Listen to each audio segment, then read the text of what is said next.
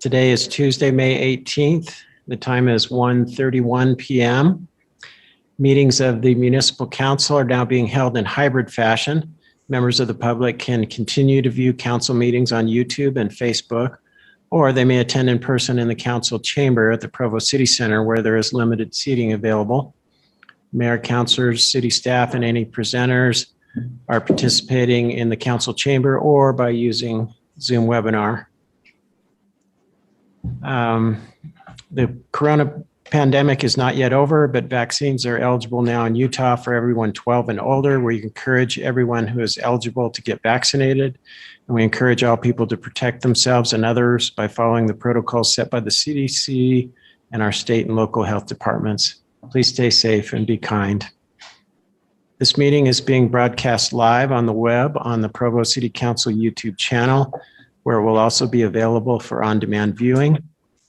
I remind participants to mute your microphone when not speaking so as to minimize the potential for background noises and conversations to be picked up, recorded, and broadcast for all to hear. Let's see, it looks like we have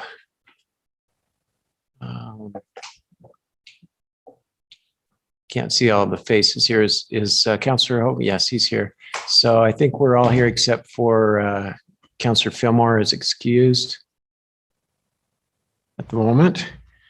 And we have the mayor and CIO Wayne Parker and other members of administrative and council staff here with us as well.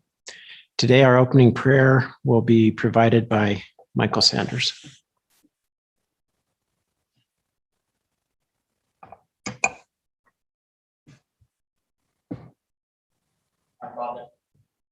Our Father in heaven, we thank you so much for the opportunity that we have to gather together as a city council and other leaders and discuss the things that are going on in our city. We ask you to please bless us with guidance as we make important decisions and hear presentations.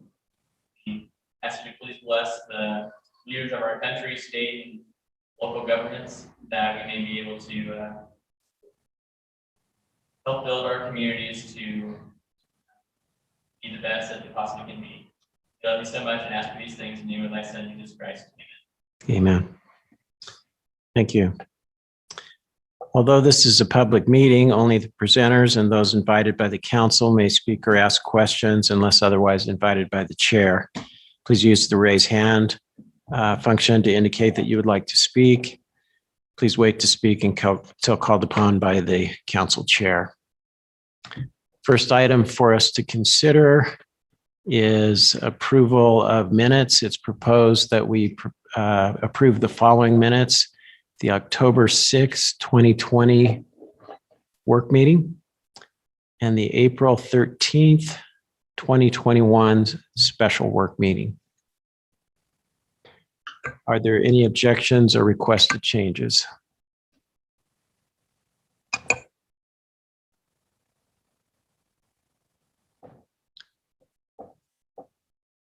Okay, I'm just getting my participant view up so I can make sure I can see raised hands. I don't see any. Unless seeing none, I'll declare the minutes approved by unanimous consent. Our first item of business will be a presentation regarding utility billing. And this item is to be presented by Wayne Parker, our Chief Administrative Officer. Mr. Chairman, council members, thank you. You hearing me okay? Okay, excellent. Thank you. Well, we appreciate the opportunity to come visit with you today about the latest update on our utility billing issues. We are now rapidly approaching the summer season, and we thought it would be good to come back and report to you on what progress has been made and what we're hearing from our residents. And so let me go ahead and see if we can maneuver the screen here.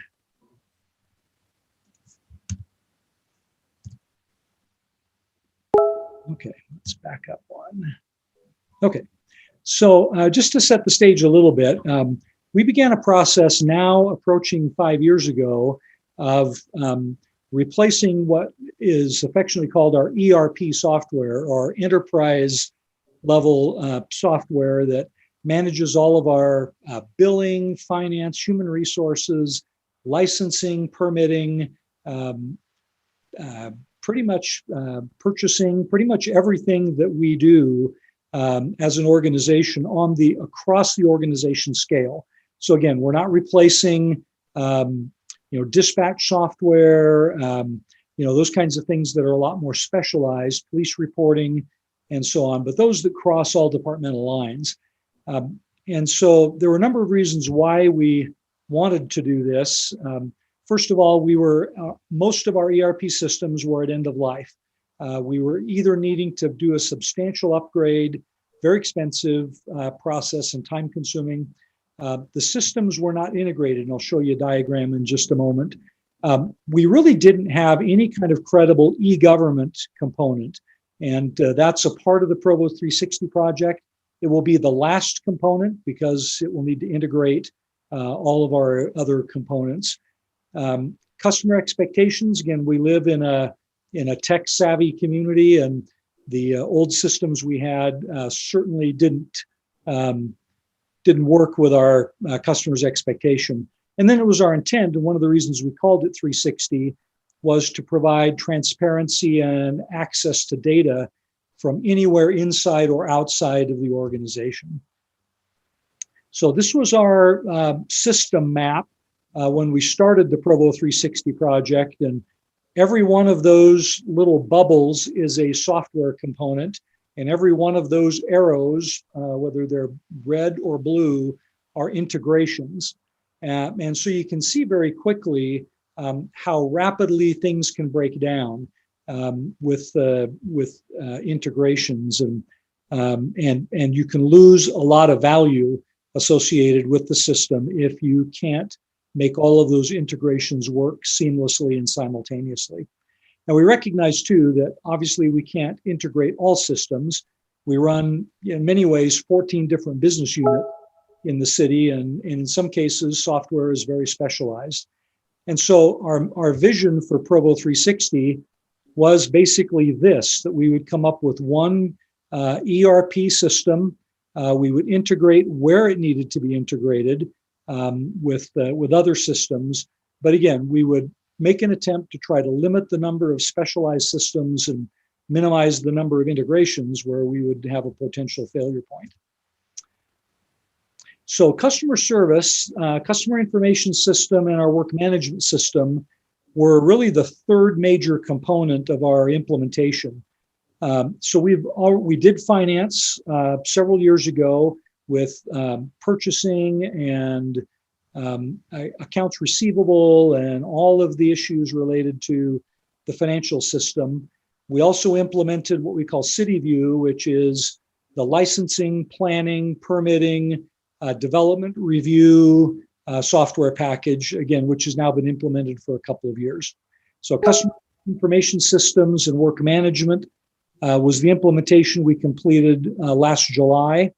And then we began work on the human resources component, which we expect to go live a little bit later this summer, probably around the 1st of July. And then we'll begin the e-government implementation. That will be our final component of Provo 360. So we're a little more than halfway through this very ambitious process. So again, the customer information system, our vendor of choice, as we went through a very exhaustive RFP process with nearly 15,000 system requirements, we selected Kayenta as our partner. They're part of the Harris software computing group, which services municipalities around the world. Very credible solution. But again, as we implement Kayenta utilities, there are a lot of other connections, from the work management system to various meter reading, automated meter reading components, to various payment systems, from iPay to Fiserv to Paymentus to just a whole variety of those. We also integrate with a billing provider, and we'll talk about that in a minute. And so despite all of our best efforts at finding one consolidated system, there are still a lot of integrations associated with the utility program. We wish that weren't the case, but again, we had to do some significant work in that regard as well. So let's talk a bit about the transition issues. Again, I'm going to remind you of what we talked about last summer, and then we'll give you an update in terms of what's happened since then. So we talked first about some of the transitions. So first of all, the pandemic really wreaked havoc on our implementation. We were scheduled to go live in May of last year. As you'll recall, in about mid-March, the pandemic came forward in a significant way, and we ended up needing to make some substantial changes to our implementation strategy. So we delayed from spring to summer, which was problematic. We knew that going forward. It created some testing issues for our employees working remotely. Again, we weren't anticipating needing to send a large percentage of our employees to work from home during the pandemic, and we were a little slow in terms of getting VPNs upgraded and more server capacity and more greater bandwidth available to allow employees to work in real time on our systems. And then the vendors team, the Kayenta team, was also seriously impacted. They were located in Canada, in British Columbia, and it was a significant hit to their team in person and remotely, which again caused us to delay the go live date and struggle through some of the testing issues and training issues that we felt we really needed to do. So our water meter reading system had some difficulties as well. The meter reading system, it's called Neptune, happened to be doing a meter system upgrade at the same time we were doing our implementation. And there were integration challenges with their system upgrade that caused some real problems in the meter reading system communicating with the customer service and billing systems. So this required us to estimate the first summer readings in our water meter reading system, which obviously wreaked some havoc. We don't ever like to estimate in the summer because estimating is an imperfect science and it relies on history and doesn't really take into account weather and other things that could affect water usage. And then our reconciliation process, as we went through these estimation processes, created a problem where, let's say, a meter could read up to 100,000 gallons before it rolled over and started at zero. Normally, that's not a problem with our meter reading system, but because of the integration challenges we confronted, if a meter reading rolled over from 999,900 gallons to 10,000 gallons, it counted 110,000 gallons. And so we had a number of errors confronted when those rare number of meters failed to reconcile in the system. And again, we had a lot of adjustment to do as the result of those. Again, not in terms of 33,000 water meters, but a substantial number anyway that led to a lot of needed work on the reconciliation process. We also had days of service issues. So in the very early billings, our system, in some cases, again, because of exceptions in the system, didn't catch some of the missed billings. And that resulted in customers not being billed, sometimes for a couple of months before the system caught up. And then we had very large day of service numbers, which could have been 90 or 100 days of service. Again, very rare. The vast majority of our customers through the whole process were between 28 and 35 days of service. So again, just to catalog that, 1,900 out of our 33,000 customers ever went beyond 35 days, but 1,900 is a substantial number nonetheless. And so we had to manually adjust those bills to make sure no one paid for services that they didn't receive. And then we also did adjustments in the energy rates. We have a 3-tiered rate structure. And so in the third block, every block of energy is more expensive than every block in the second tier. And again, there weren't very many of those, but in every case, we adjusted back in case residents got pushed into the third tier that wouldn't have been there otherwise because of the rate adjustment or because of the days of service issue. We also had some challenges with the bill presentation or the way the bills looked. The bills calculated correctly, but the presentation didn't work well. Again, these were integration issues that we discovered and should have discovered during testing had we not been pushed by the challenges of the pandemic. So we did determine that no one paid. So level payment plan customers were the most affected. And we did determine that no one paid more than they owed in the aggregate, but the bill was confusing. Those who paid the wrong amount, generally, which was higher because of the summer bills, their level payment plan was adjusted and lowered in order to accommodate for that. But in those first couple of months, we did have some challenges.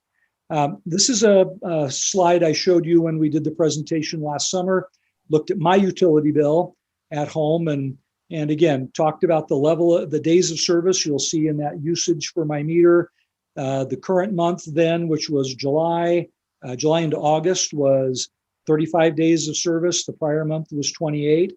And consequently, it changed the amount of energy I consumed on a daily basis. In addition, the cost per day was not calculating correctly. Obviously, I didn't spend $51 a day receiving energy. And again, those have been repaired and corrected as well. We also, again, the start and end dates were inverted on August bills. We fixed those. And these were, again, just mapping issues in terms of what the Kayenta system was sending to InfoSend, who actually produces the electronic and printed bills.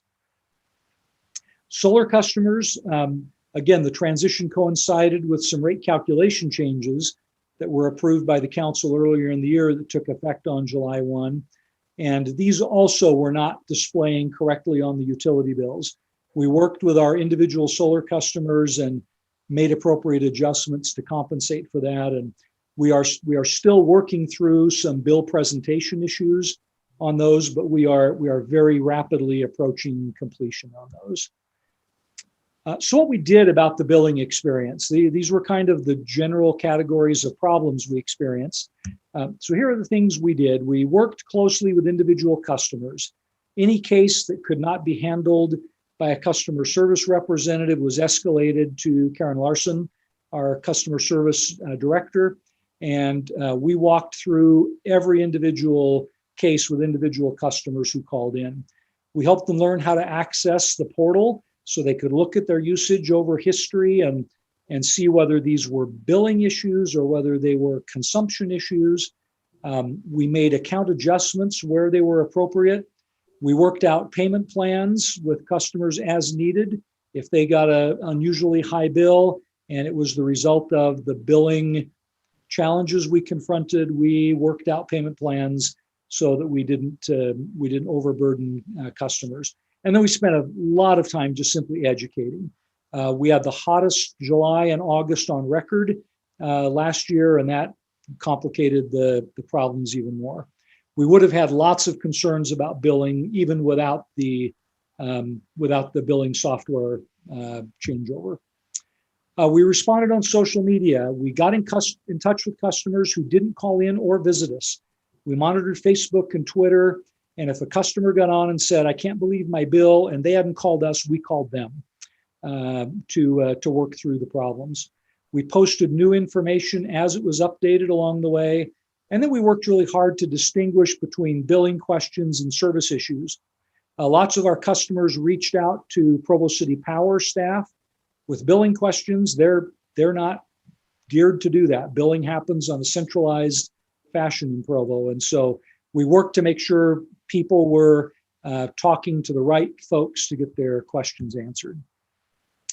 We implemented a number of change policies. So we began manual review of all billing exceptions before bills went out. So if days of service exceeds, right now, if it exceeds 32, we count it as a billing exception. It's manually reviewed by city staff.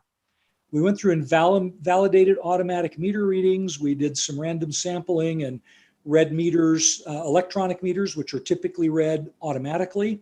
By radio read, we actually went out and physically read and made sure that the meter readings lined up. And then we have worked really hard to keep our days of service varying not more than 4 days in a billing period, from 28 to 32 days of service. And that's helped resolve quite a number of issues. We have been putting and are continuing to put all of our solar customers into a single billing cycle. We have 21 billing cycles every month, which is, again, one of the reasons why sometimes we vary a little bit in our days of service. The bills don't go out on the same day every month for the same cycle. They go out in sequence, but sometimes it varies a day or two.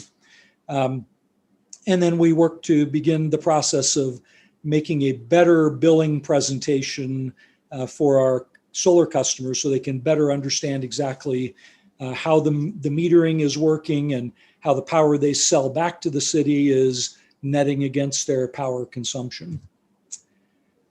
And then we commissioned an external review. We selected Squire & Company, a local accounting firm with lots of capabilities to do these kinds of things.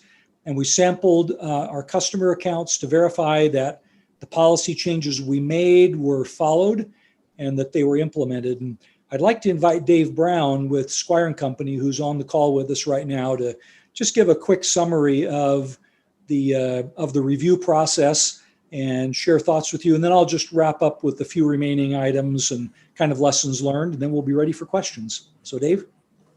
Yes, thank you, Wayne. Appreciate the opportunity to be with you today and just talk for a few minutes about kind of the process as Wayne indicated. We were basically engaged to perform what we call an agreed upon procedures engagement. Those procedures identified and outlined and agreed to by the city themselves. And then we basically go through a process of just performing those procedures. The procedures that were selected were basically those things that have been discussed previously here in the PowerPoint relating to customer accounts and various things issues-wise that were identified and discussed. We performed 9 procedures. The process that we went through was to get those populations and to specifically randomly select sample items and then test those. As part of what we do with regard to an agreed upon procedures engagement, we basically become your eyes and ears. And then what we see and what we find, we report back to you. One thing that an agreed upon procedures engagement doesn't do is necessarily interpret those results.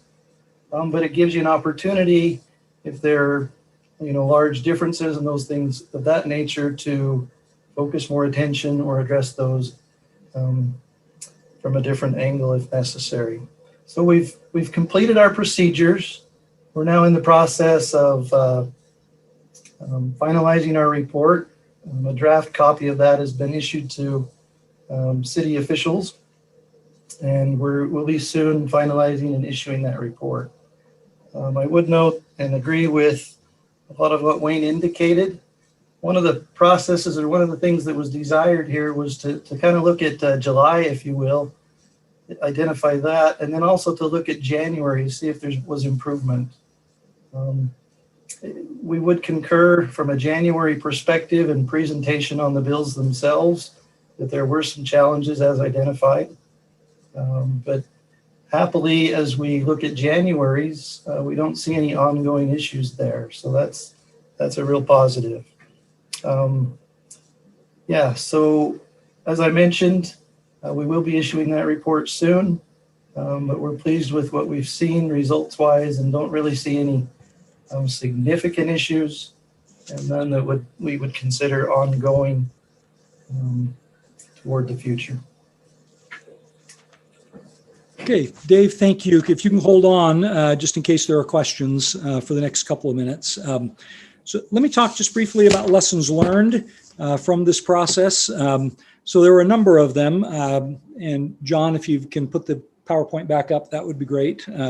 So one is to not implement rate increases when we're in peak consumption times. As you probably know, we've been working on that. Our budget proposal for this year suggests any rate adjustments be made in September rather than July. So we're not trying to do those in the peak consumption period of the season. That we separate any new implementation of software from rate increases, whatever time of year that is, and then delay implementation when it's unclear whether or not we were ready. And it was unclear. There were some other factors that were pushing us, including some sort of looming costs to continue our legacy systems while we were in the process of implementing the new system. And so again, in the absence of complete knowledge, we probably didn't do as well as we should have done there. We want to make sure we do more extensive testing with our vendors. Again, just because in the current situation we're in, or we were in with the pandemic, we did not do as much testing as we wish we had done. That we communicate expectations very clearly to the community, and that we communicate timely to get ahead of the curve. And then finally, that we make accuracy and integrity of the billing information the top priority before launching the system. I know that's easy to say now. That was our intent. We believed we were going there.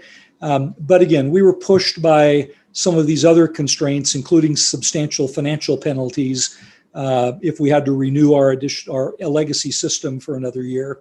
And again, we obviously missed the balance on that.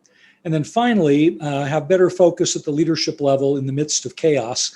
And as you'll recall, a lot of these decisions were being made at the beginning of the pandemic, following an earthquake, in the midst of substantial civil unrest during the summer months. And there was candidly a fair amount of distraction, at least at the organizational leadership level. And we should have done better with that. And we take responsibility for not having done very well in managing this part of the early and late summer chaos that we experienced. So with that, those are kind of our lessons learned. Be happy to respond to any questions. And if you have questions specifically about the external review, happy to respond to those as well. So. Thank you, Mr. Parker. Do we have questions from the council?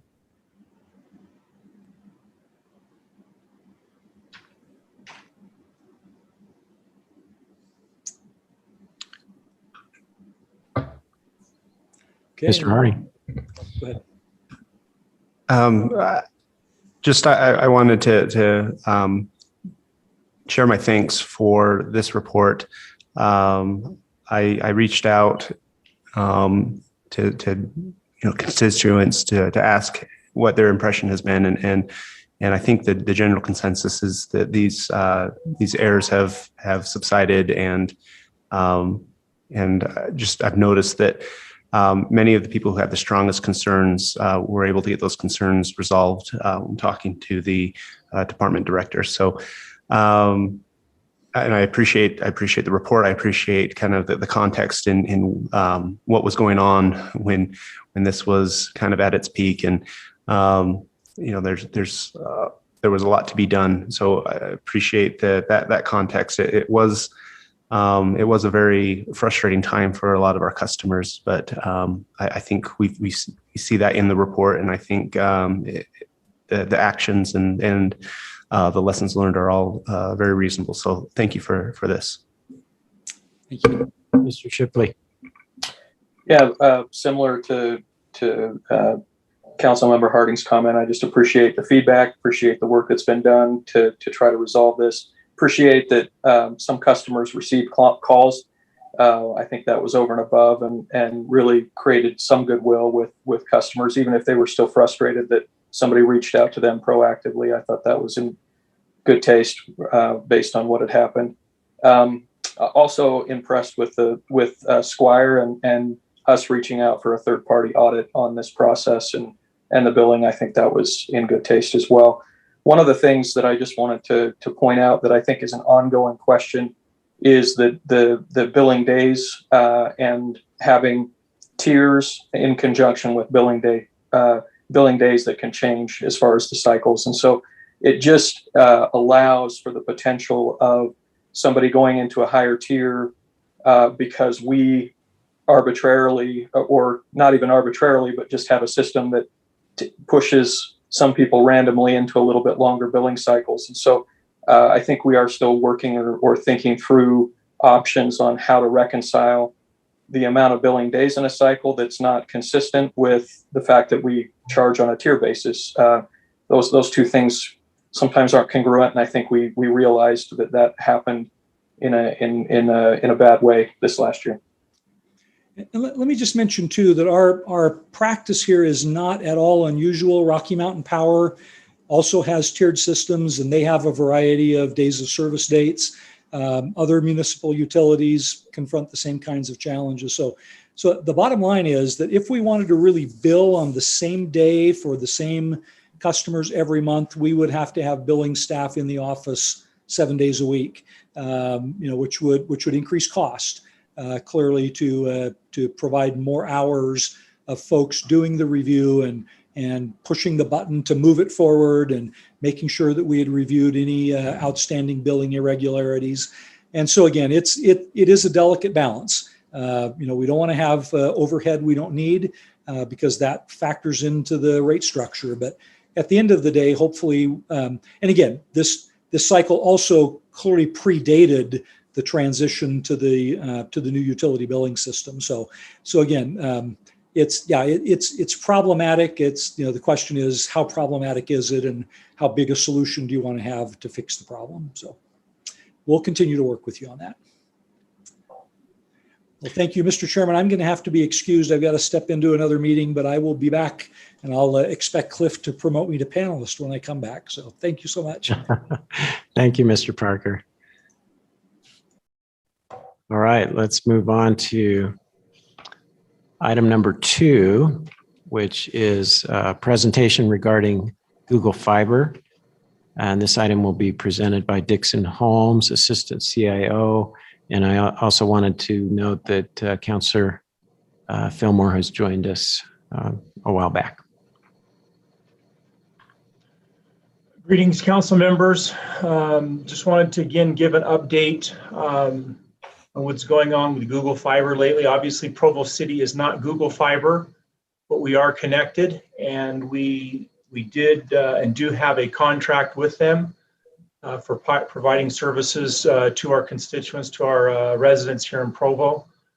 As you are aware, and as has been discussed in other work session settings with the council and the public, that several things have changed with Google Fiber, and just want to review 3 of those. The first is the discontinuance of the television offering with Google Fiber that is now being offered through streaming services with a variety of other vendors. And if you have Google Fiber, you can choose any number of those vendors that provide streaming services. It's just not something that they do provide anymore. We get questions on that on occasion, but I would say on occasion it's really diminishing out, and I think Google Fiber has done a pretty good job in letting our residents know that transition is happening and that service will discontinue.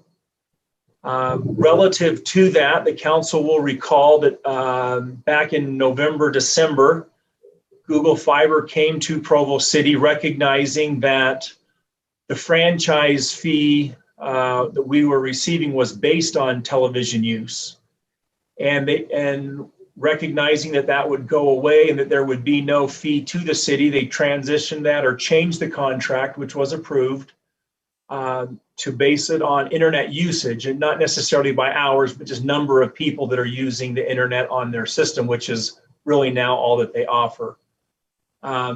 Because of the transition away from TV and using the internet only, We expect the first payment of that to arrive in October or August or September, but we have not received that yet. And the conventional thinking is that the amount of funds that we would actually receive, or franchise fee would actually receive on that, would actually slightly go up because there are obviously more users. Now, it is at a lower rate as far as a percentage, but the actual dollars was thought, now it was not necessarily a guarantee, but as we were switching to a new method for receiving that funding. So that was reviewed, approved, and that contract is now in place. We believe the payment on that will start later this summer, early fall. And then the third item that I wanted to also make you all aware of, and you are aware of this, is just kind of an update, and that is that when Google Fiber, when we became partners on this, they did offer 7 years of free basic service. And that also has been, we are now into that 7 years, and on a rolling basis, depending on how how Google Fiber came into a neighborhood in various parts of the city, there's a rolling discontinuance of the free basic service also. Now, if you had signed up on free basic service or that was available to your domicile, your residence, you do have the opportunity of going to a basic service that they are now offering, which is 100 megabits for, I believe it's $30 a month. And you can continue on that if you had the free basic service. If you had signed up for that, if you came into it mid-contract, that would not be available to you. But that service is also discontinuing the free basic. It was understood that the free basic would not necessarily last beyond the 7 years. I think there may be people that are hopeful that it would, but that was not a model that was going to be sustained over the life of the entire term of the contract, but for the 7 years. And so that also is reducing or diminishing out, and people are being notified of that. Again, we get a few calls on that one, either at the mayor's office or in other areas of the city, but the calls on that one have been pretty minimal. We've also been monitoring social media. And again, there's a question on occasion. We do see a question, we try to answer that question or steer them back to Google Fiber, because really the contract is between individual users of Google Fiber with Google Fiber. So, I just wanted to give a real quick update on that. And if any of you have any questions, again, I'm not a Google Fiber representative, obviously, and this was just an update for the council. And if you do have further questions, we can do some research, get with Google Fiber, and respond back either individually or collectively to the council. Thank you, Mr. Holmes. Do we have any questions for Mr. Holmes?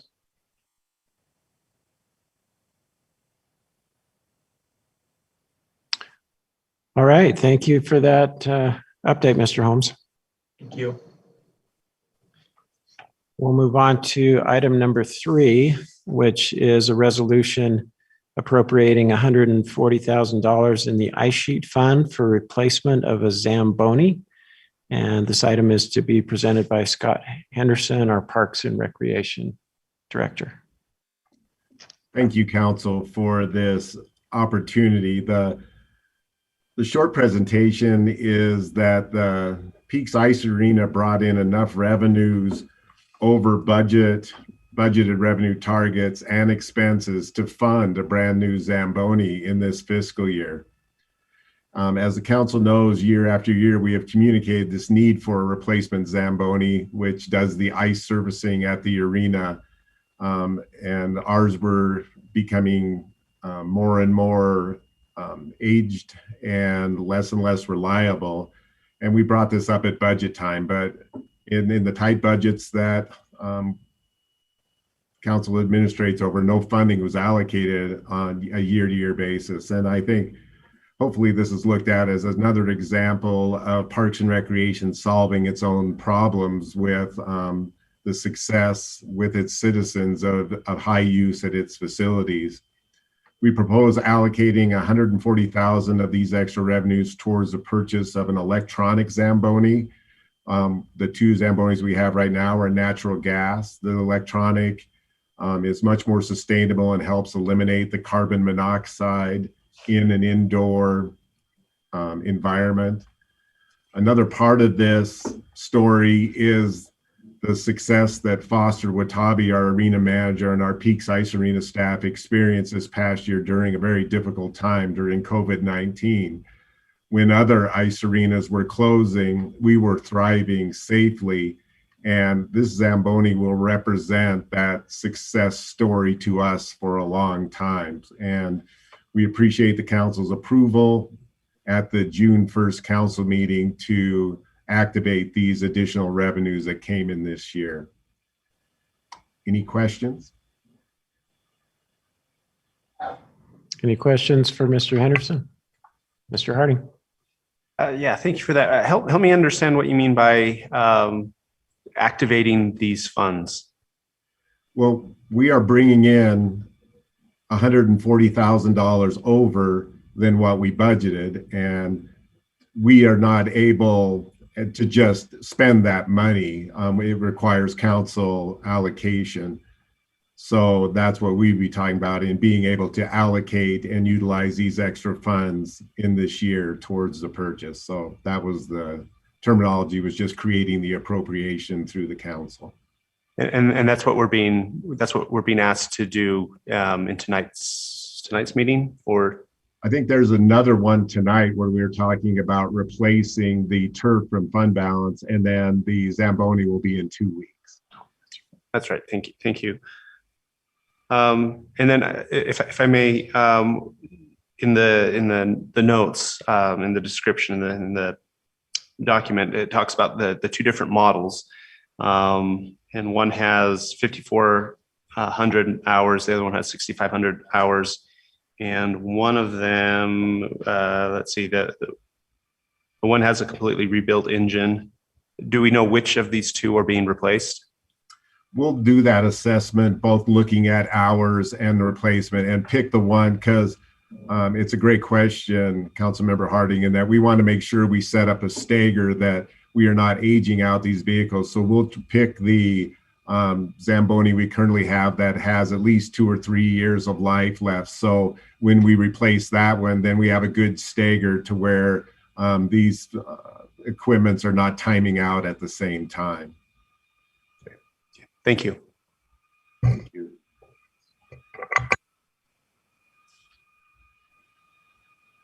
If there are no other questions, then we'll thank you, Mr. Henderson.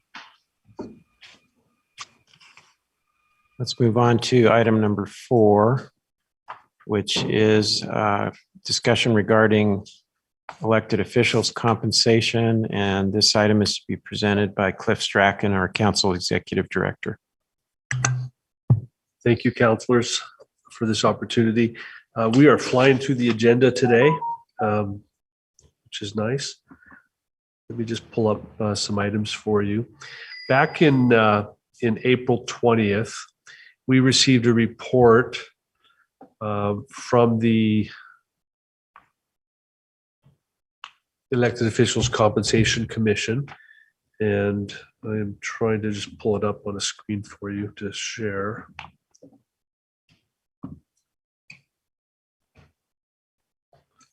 All right. So they met in March, reported to you in April, and the next step now is for council to consider 2 ordinances, one to adjust mayoral compensation and the other to adjust council compensation. They're both on the agenda for tonight. In just going through them, the recommendation was, after they had looked at 24 agencies across the state, generally looking at populations. They preferred to look at populations that were over 40 or 50, and you'll see there's a whole variety of them there. They looked at things like allowances and compensation. And then they made these recommendations. They recommended that the council member compensation be increased to about $21,000 a year beginning in January. They made certain recommendations with respect to actual expenses that you receive as council members. And then with respect to the mayor's compensation, they did similar. They looked at mayoral salaries around the state. and made a recommendation that the mayor's salary jumps to $130,000 per year. I'd like to point out that in terms of timing, the Compensation Commission meets quadrennially, which means that they meet every 4 years, according to the ordinance that we have in our Provo City Code. And so it may appear at times that these rate increases are significant. And really, that's because you're capturing about 4 years of wage increase period. And in the case of your the council's actual expense numbers, I've been here 5 years. They haven't been increased since before I got here. And I believe they haven't been increased since in over 10 years. So going back to about 2010 was the last time I was aware of any changes to compensation. So I'm going to pull up the draft ordinances that you'll see tonight. And we'll start with the mayoral compensation.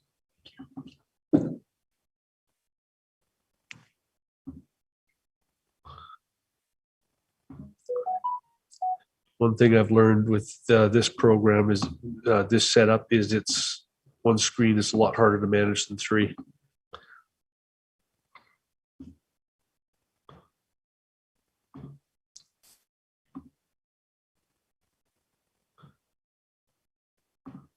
Okay. So this is the ordinance you'll be asked to consider tonight. It as with other ordinances, it gives a whole list of whereases and how we got to the recommendations that you're at today. I will point out that the recommendation is January 1st. The way our actual ordinance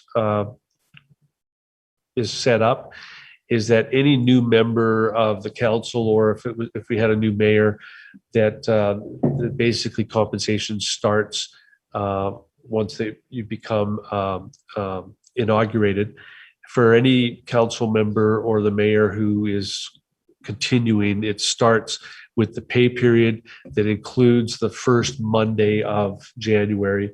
And so it'll actually include any pay period starting Sunday, December 26th is how it's set up. And then I'll pull up, we'll see that change to $130,000 for the mayor. And I'll pull up the council one because there's some items in here that I propose that you change.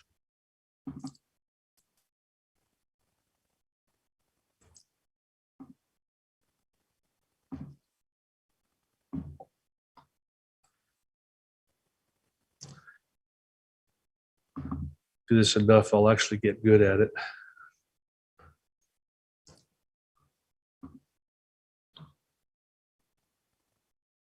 Okay.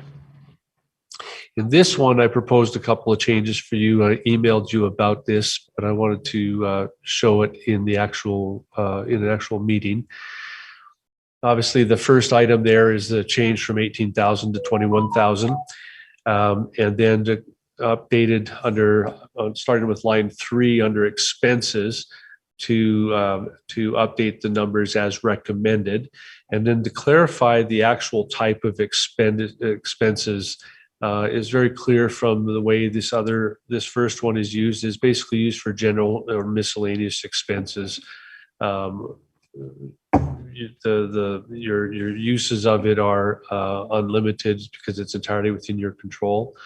But I had also suggested that because there are policies governing how travel expenses are handled, that rather than you getting a mileage reimbursement, say for driving from Provo to Orem, is probably the shortest that you would ever consider it, and nobody's ever done it to my knowledge. But to just make clear that it follows with the policies that are applicable to all employees. It's less confusing. I think it's fair. The second one, B, you've been receiving it since 2010. But it's never shown up in the ordinance, so we've added it to the ordinance. It's respecting communications electronics, which means that we don't buy you a computer, we don't buy you a telephone as council members. You use all this to use this expense basically to cover all those related costs. The next one is an extra stipend for the chair and an extra stipend for the council vice chair. And those are the two ordinances that you'll be seeing tonight and are asked to consider separately. Any questions?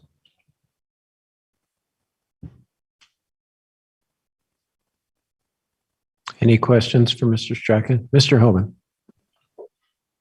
Yeah, I guess I just wanted to ask my colleagues' opinions on.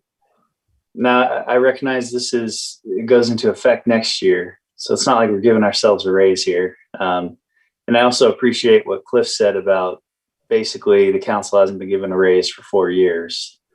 But I'm just kind of curious.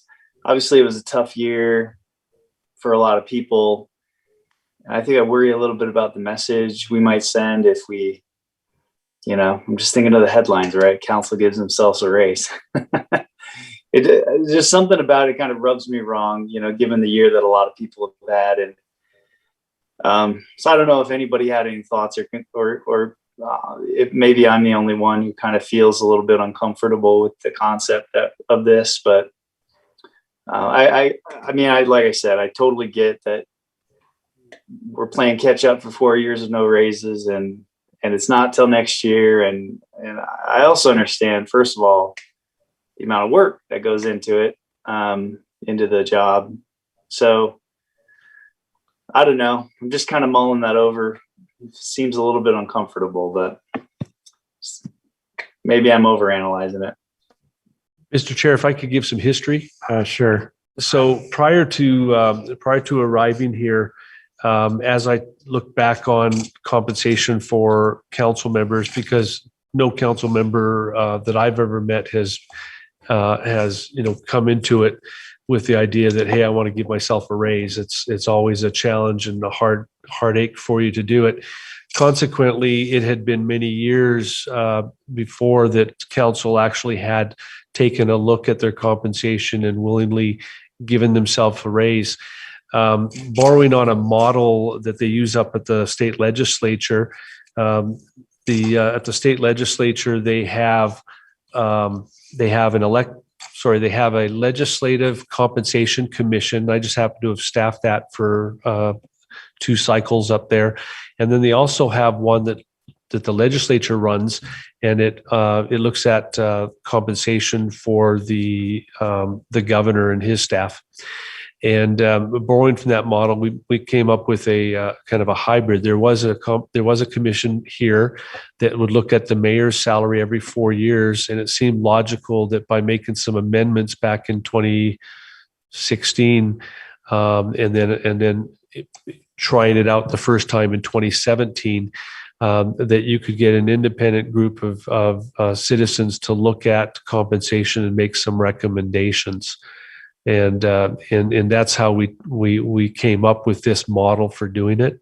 And we did it so that council could at least have a little bit of independence on setting the rates and have somebody else making the recommendation every 4 years to address it. Thank you. Councillor Ellsworth? Yeah, I acknowledge what Mr. Hoban just said, and it does feel awkward to give ourselves a raise at all at any point, I think.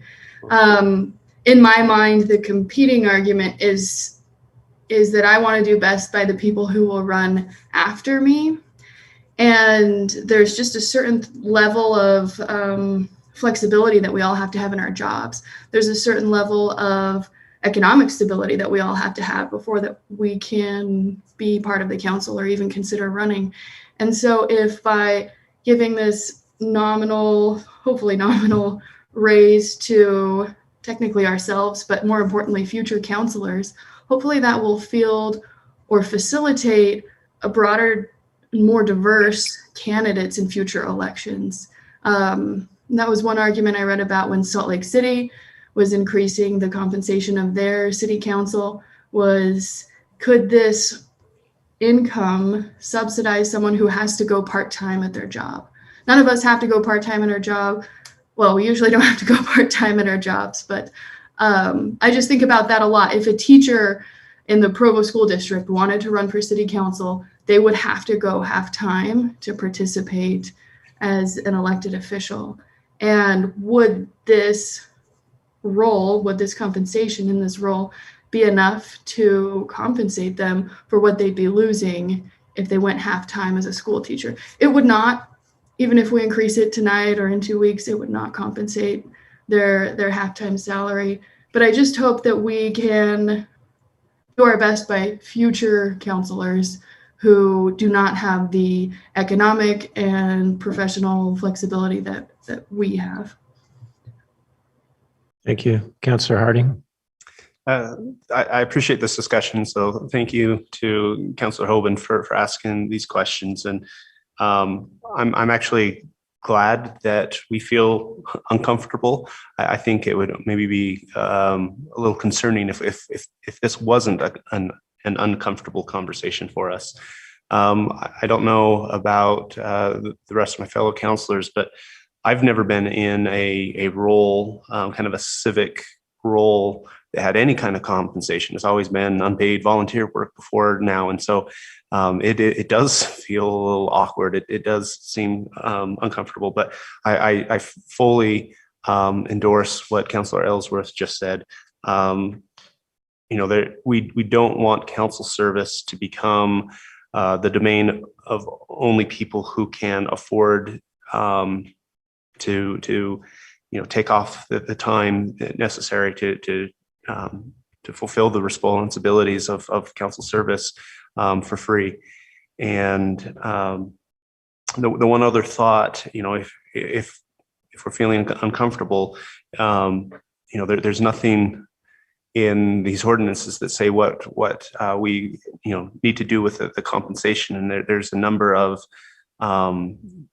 great charities that are associated with the community, including Provo City has its own foundation in order to kind of fund some of these things that don't really fit in with the government's role, but is something that's critical to the goals of the community. So there's a lot of great ways that we can reinvest in our community through this if that's something that individual councilors are interested in doing.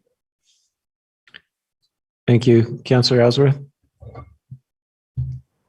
I was just going to add, before we had this conversation, I was thinking or hoping that we would continue the item tonight if possible, only after a public hearing. I just want to be as transparent as possible with the public and give them as many public hearings as possible on this. It's such a small element of our budget, but I think that it means a lot to citizens.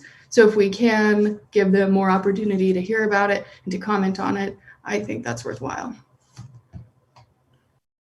Thank you. And then if I could just add a little bit to the history lesson that Mr. Strachan gave us. My recollection of how this came about was Mayor Curtis was asked by someone in the administration how much he wanted to pay himself, because there was no ordinance at the time.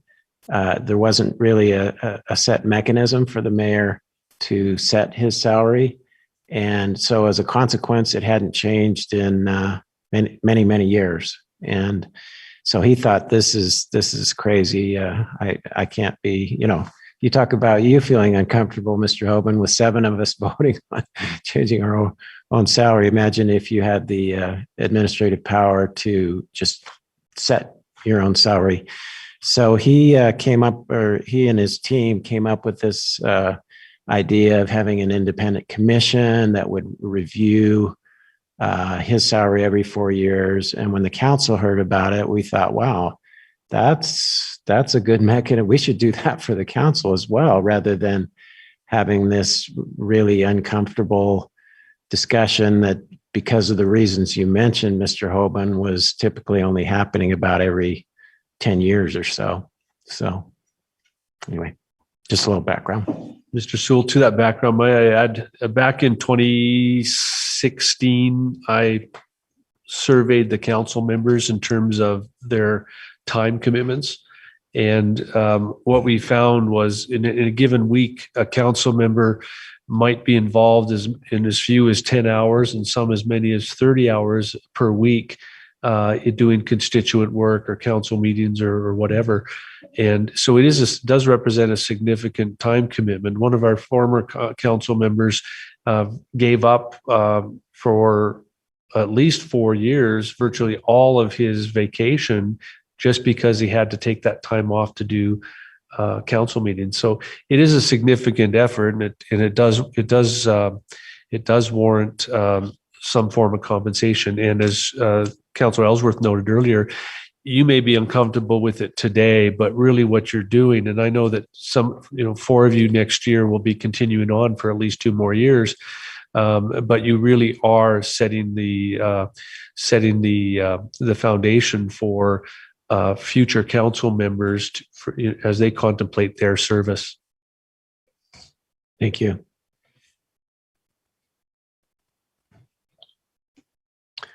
All right, if there's no further comments, then we will move on to our next item. Let's see, I noticed that we had a break scheduled at 2:45, but we're about 15 minutes ahead. So I'm going to propose, councilors, if it's all right with you, that we tackle one more 15-minute item so that we'll be at about the right time for our break. So if that's all right, then let's move on to item number 5, which is a discussion on the tentative budget for the Provo City Stormwater Service District for the fiscal year beginning July 1st, 2021. And this is to be presented by Michael Sanders, council intern. Okay. Thank you very much, council, for this time you guys have given me to come and present this tentative budget presentation for the Stormwater Service District. John, could you go ahead and move the slide forward?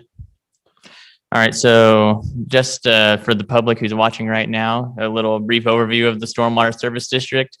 They're a division of the Public Works Department, and they're responsible for several things such as preventing street flooding, building and operating storm drainage systems, complying with federal laws, and also delivering irrigation water to different parts of Provo. They're basically responsible to make sure that the parts of the city, like your streets, don't get flooded, and other parts of the city, like the farms, do get flooded when they have to. Could you go forward, John? All right, so just some quick highlights from fiscal year 21 that the Stormwater Service District completed. They were able to construct 2 new airport moat crossings over at the Provo Municipal Airport. They also completed 2015 audit responses to the state, and this was updating some of their manuals, specifically the site waste management plan, the illicit discharge detection and elimination plan, and also another update to their basic drainage manuals. And they also completed a project on the Oak Cliff storm drain. Could you go forward, John? All right, so up here on the board, we just have a basic overview of the budget. Net increases are listed in green and net decreases in red. So I'm just gonna quickly go over whether the area had an increase or a decrease, and we'll go over the explanations for that later on in the presentation. So first, under revenues, we have utility sales. They had a net increase of 1.5% compared from the adjusted 21 budget to the tentative 22 budget. The fees had a net decrease of 11.88%.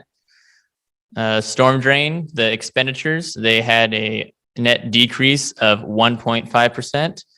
And capital expenditures, they had a net decrease of 65.10% from 21 to 22. All right, can you go forward, John? Thanks. All right, so first we're just gonna talk about the utility sales. So they had a 1.05% increase.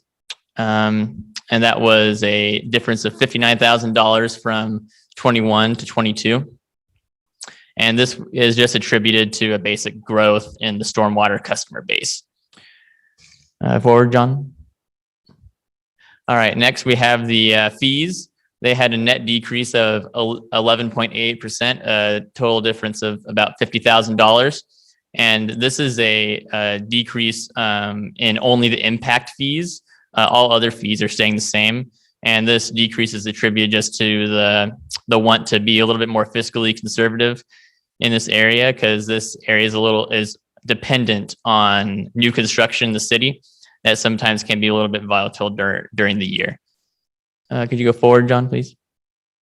All right, next we have the storm drain from the operations expenditure. They have a 1.5% net decrease of $43,834. And this is attributed to 21 be a little bit inflated from carryover from 20 to 21. And this carryover includes items from software maintenance, vehicle replacements, and other capital expenses. All right, next, John. All right, finally here we have the storm drain CPI. This has a staggering difference of a net decrease of 65.1%, a difference of $4,102,885. And this is due to unspent CPI from 20 being carried over to 2021. And that is due to the fact that large amounts of CPI are normally transferred from year to year, because the fiscal year and the construction season don't align. So for example, they normally budget for a project to start on July 1st, but it might not start until May or June. And they don't normally have their project done by July 1st of the next year. So all that has to get carried over to the next year. And an example of that, some significant projects of that from 2021 was the airport terminal storm drain improvement and 500 West storm drain project. All right, next, John. Okay, and just for your last reference, this is just the same slide as before, just to look at it one last time. So for 2022, we have a net change of revenues to expenditures and transfers out of $367,000 and $632,000. And thank you very much. And now it's time for questions if you have any.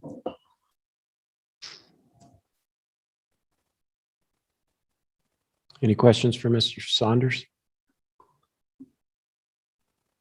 Councilor Ellsworth.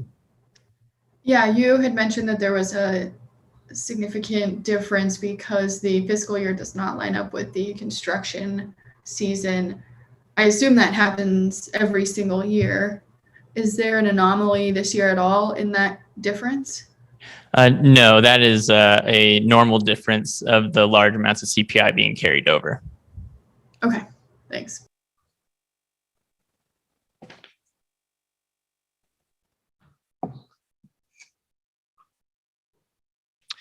Okay. Any other questions? All right, and let me just clarify, is it Sanders? It's Sanders, like Colonel Sanders from the KFC guy. Sorry, I botched that. Thank you. It's Mr. okay. Sanders. It happens all the time. All right. Thank you, council members. Thank you. Well, we are really ahead of schedule, but shall we go ahead and take a 10-minute break? All right. It's now, well, almost 2:40, so let's plan on reconvening at 2:50. Thank you.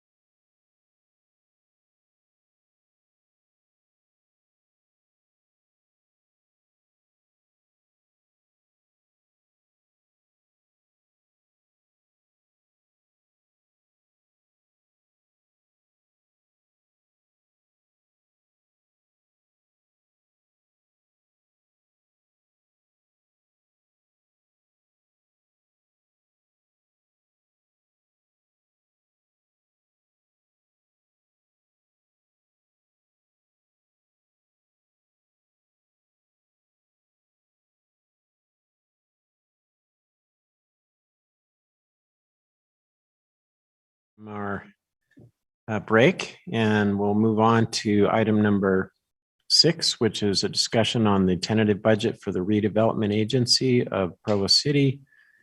And this item is to be presented by John Magnus, our policy analyst. Good afternoon, Council. We're going to present the tentative budget for the RDA. You guys sit as the governing body of the RDA. Here we go. So this is a running schedule of the year-over-year changes of the RDA budgets. In revenues, down here at the bottom, for proposed is $1.4 million. Last year's proposed was $1.4 million. There's a slight difference. That difference being in interest income for this the FY22.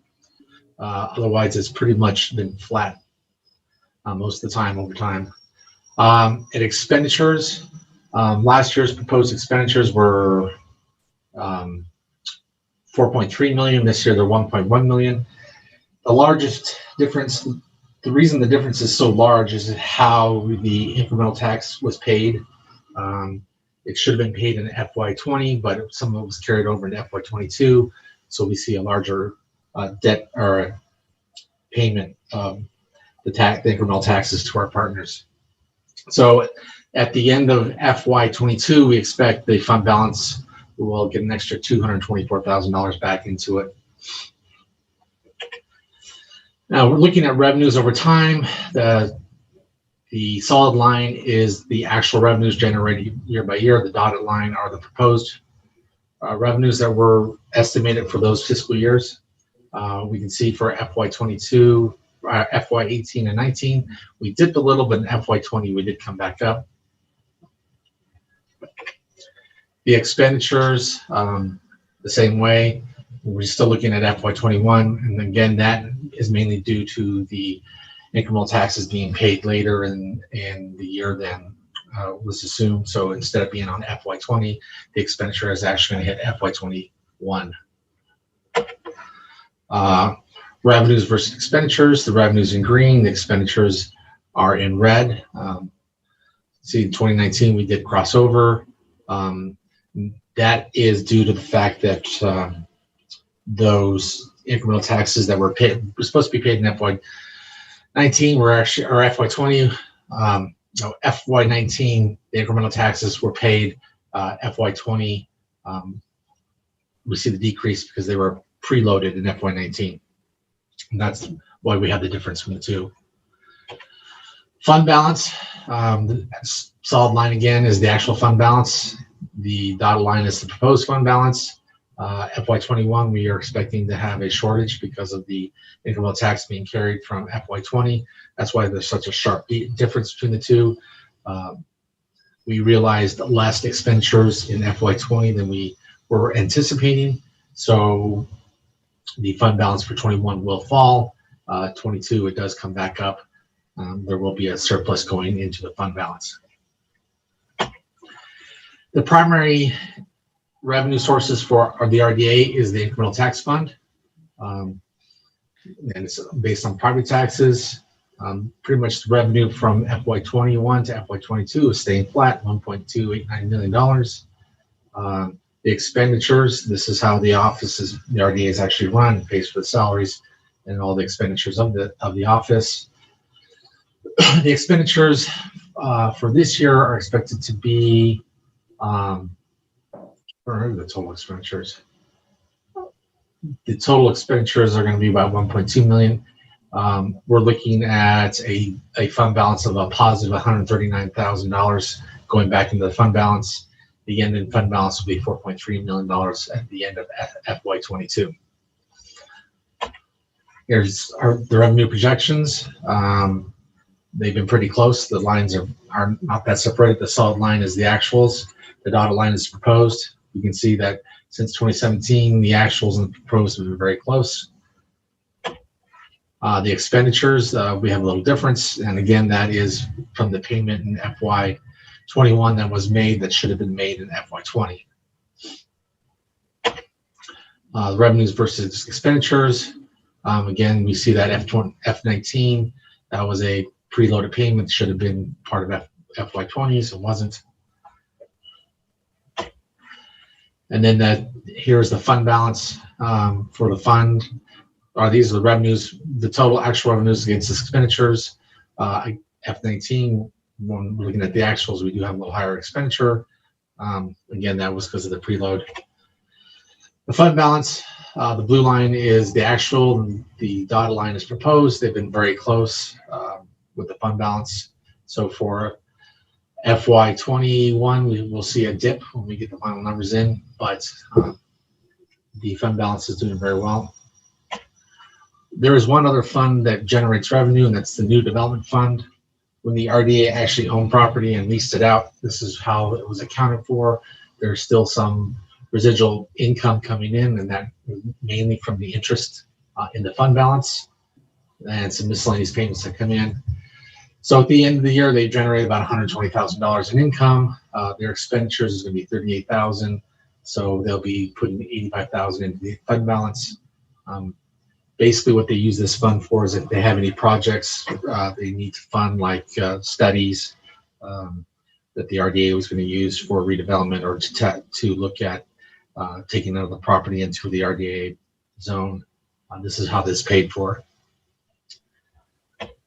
In the fund balance, we can see the net change is, except for FY18, that was the only difference. Beginning fund balance is the blue line. It has been, for FY18, it was above. The ending balance has always been below.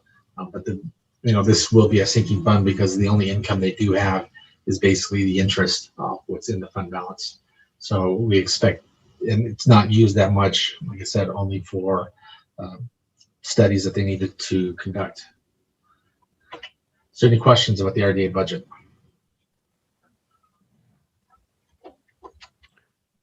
Mr. Shipley. Yeah, John, I just wonder if you could give me some context for the drop off in 17 on the revenue side. I assume that's increment projects and some of them just coming off, but I don't have a sense of what that substantial dip is. In 2017? Yeah, from 16 to 17, you can see revenue. I mean, 14, 15, 16 obviously had some consistent projects, and then something big or multiple projects came off from increment, but anyway, just wonder if there's something we can point to. I don't have the answer because I don't dig that far back into the books, but I can find out for you and tell you why 14 through 16 was much higher than after FY17. I'd just be curious. Thank you. Mr. Harding. Thank you. Thank you for putting this presentation together. It's helpful. The preloading, basically, it sounds like what had been expected to be paid in, if I remember right, FY19 got paid in FY20. Yeah, so right, some of the expenditures in FY20 are being carried out into FY21. Okay.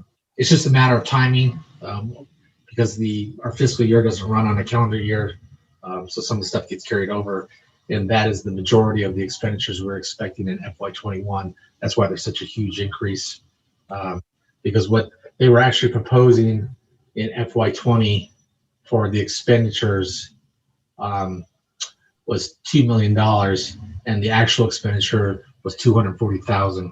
So that is why there's a huge dip. Right. And I realize, why it needs to be reported that way, because that's what actually occurred in the fiscal years. It does make it difficult, though, to try to understand, like, are things under control, or are they kind of out of whack? It makes it hard to interpret. And I almost wonder if we had said, okay, this is what actually happened, but if these had been recorded in the fiscal year when it was expected, this is what the graphs would have looked like. That might have helped me. It's hard to read those graphs, or it's hard to determine, like, is everything looking good when we have these wildly swinging amounts. But I appreciate your description, and I think it helped explain what was going on, but it still makes it hard to kind of the noise of that being recorded in a different fiscal year drowns out, any actual signal that might be in there. Right. The one thing we do look at is the fund balance. What is happening with the fund balance overall? Looking at FY18 and FY19, the fund balance did drop. FY20, the balance went up. We're expecting FY21, the fund balance to go back down again, and then FY22 to go back up. So, and the fund balance isn't actually what's left in the fund. It's just what we're either putting in or taking out. So there's actually another number that should be reported to this. Will probably help you a little bit to understand what's actually in the fund at the end of the day. These are just the numbers that we either are putting in or taking out of that fund. So for FY22, they're reporting to put 200,000 in. For FY21, they're expected to take 2.9 million out. But the problem is because the FY20 wasn't paid and it's being carried over in FY22, that's going to be a little larger number than expected. Right. Okay, thank you. Mm-hmm.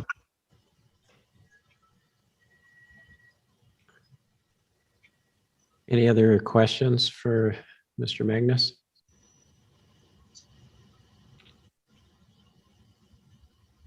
All right, thank you. Let's move on to item number 7, which is a discussion on the tentative budget for Provo City for the next fiscal year. And this item is to be presented by Cliff Strachan, Council Executive Director. All right, thank you, Council. I appreciate the opportunity to share this with you again. Again, I'm going to share a screen with you. The intention today on this is just to give you an overview by account within a particular line item. So in other words, a department like the council office has 4 different elements that we try to that we operate under, and some departments have a lot more than that. But we'll go through and just kind of show you what the changes are and try and summarize for you why the changes to any particular item. We'll start here with the general fund, and then we'll go into the non-general funds.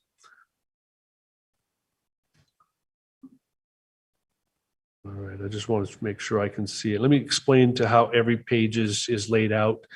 On the left-hand column, you'll see the page in the tentative budget document where that budget is listed and where these numbers come from. I'll go through and summarize each one of these in turn by department. So the council office, and wouldn't you know it, I forgot to put the page number on that one. Again, on this column here under A, you'll have the page number. In this case, it's 42 in the book. And then what you'll see is the 4 account codes, if you will, that divides the nature of the work. What we focused on is the difference between the tentative budget that you're expected to adopt tonight and the original budget from last year, and explain the differences. So in the council office budget grew by about $79,500, which represents a 7.4% change. And as you look through each of the departmental numbers, this first one is, and you'll see a lot of these show up as either personnel or restoration. Personnel reflects that there's an element of the merit increases and the cost of benefits on each employee.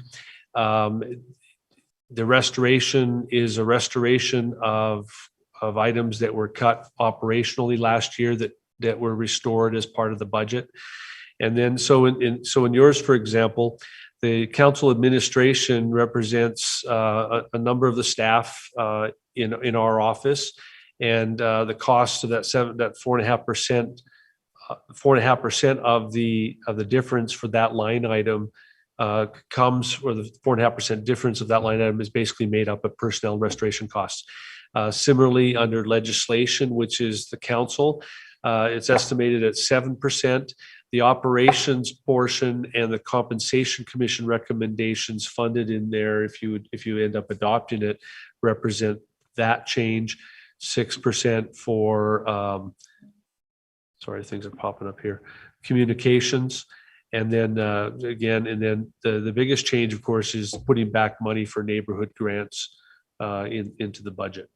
And those are back in the council budget.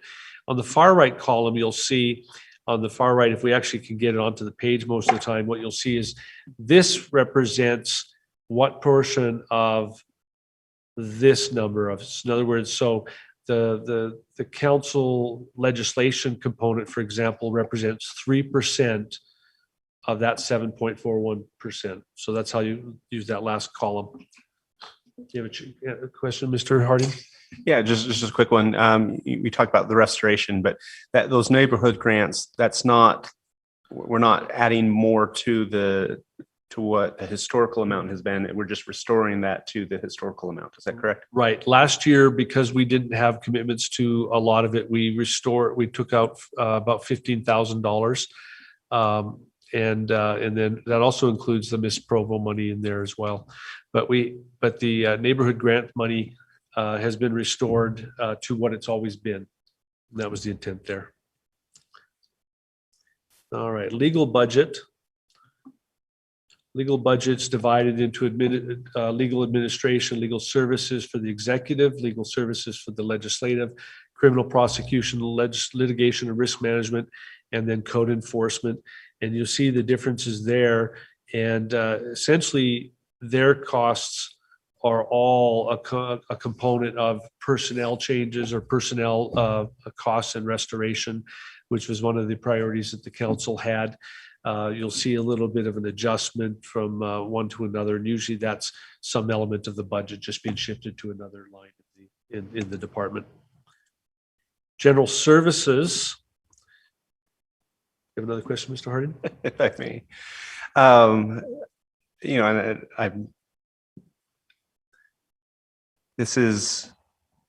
not too alarmed by this, but it's just interesting that the one that there's a substantial decrease, I believe, is in the line item for, if you can slide over to the other side. So legal services legislative, and if I'm following the right line. So it's a little concerning. I'd love to hear the story behind, why we're cutting a third of, or it's proposing that a third of the legislative legal services being dropped from the budget. Well, Mr. Harding, Mr. Jones would like to answer that question. Wonderful. Hi, Councilor. I'm going to have to do some more investigating in that. I think it's probably actually an error in the way this is calculated. The difficulty in our department is that there is not a person in the department that only serves one function. So we have a table that tries to allocate percentages of every single employee's time to the different functions. And my guess is that with all of the personnel shifts that we recently did, with me taking over as the city attorney and someone else taking over as the deputy, that probably that formula got messed up. I'm thinking that what may have happened is that they used the previous city attorney's numbers for me, but didn't use my previous numbers for the new deputy because he's not taking over legislative. But there's not actually a change in what the department's going to be doing. I think our personnel costs were just allocated differently than they probably should have been because of the way our personnel have moved around in the last 2 months. Thank you, Mr. Jones. I think between Mr. Harding and myself, we'll be able to get you back on track in terms of the schedule. Sorry. Just having fun with you. General services is where vehicle replacement costs are covered. And there's the way the funding goes is the money's drawn from different departments and the money's allocated and vehicles are bought from there. Mayor's office, Again, most of their shift is, I called it operations in this one, but looking at it more closely, it really is personnel and restorations. One thing you will notice here is a shift between different line items. This is the mayor, and I really should have shrunk these pages down, but the general budget. There's been a shift of some of the funding items into the CAO's line item in the budget. And so that represents most of their cost, but at 4.43% overall increase, you're really talking basically personnel and restorations to the operations. Administrative services is a little bit bigger. I've combined all 4 items in here. Let me just close down there we go. We get more of it onto the page. So the recorder, again, the same kind of thing, personnel costs and restoration of training dollars. Elections, as you know, every year we budget the same amount, and so that we combine 2 years, and those monies will be spent this year. HR administration, they report an increase of about almost 7.5% or just over 7.5%. And that is primarily personnel costs, restoration of travel, payroll, 2.5%, which is actually less than merit increases. So they've actually saved some money in there while still restoring some money for computer replacements. Training dollars up a little bit, but again, personnel costs and restoration of computer replacement money. Administrative services is again, personnel costs, restoration of software, maintenance and training. I'm not going to say personnel costs for the rest of this page because everything has a personnel impact to it. Finance does, budget does, and then the budget group, the accounting group, the accounts payable line, and the purchasing all added restoration of training dollars to their budget items. The information services administration, again, the word I'm not saying, and restoration of travel training. They had an increase in utilities and chargebacks, partly because they took over a different, where the old RDA offices were. They've expanded their space, and so they've now picked up some of those costs. They reallocated a position in the help desk and restored some funding for travel and training. The the systems line item, reallocated positions, software and hardware costs, travel and training, and yet still managed to reduce their overall budget. But those reallocated positions show up here in communications. They again restored software, hardware, travel, and training budgets. That was the most significant increase, well, second most increase there. They also, under GIS, restored some money for travel and training. Security had a very modest increase, but it was just a firewall contract increase price. And then the web, they actually had a position that's funded in there, and then restored travel and training. So they had the most significant increase in that group. But overall, the entire administrative services group only had 7.75% increase. And again, most of that was just restoring and normal stuff from last year. Community and neighborhood services.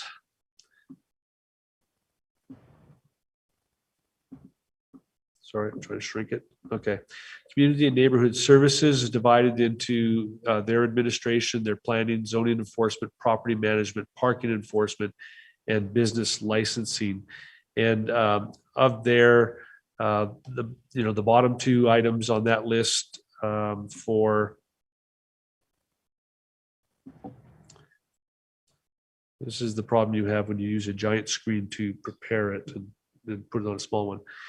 Business licensing and parking enforcement are really just under the merit increased costs. The property management was a reduction in utility costs. The biggest increase in that group is the 3 code of compliance officers that were restored, and then the one above that under planning is where your parking coordinator and a management analyst are now funded. And then an office specialist was funded in the administration department. All of those still include whatever changes were made in terms of the merit increase and those associated costs.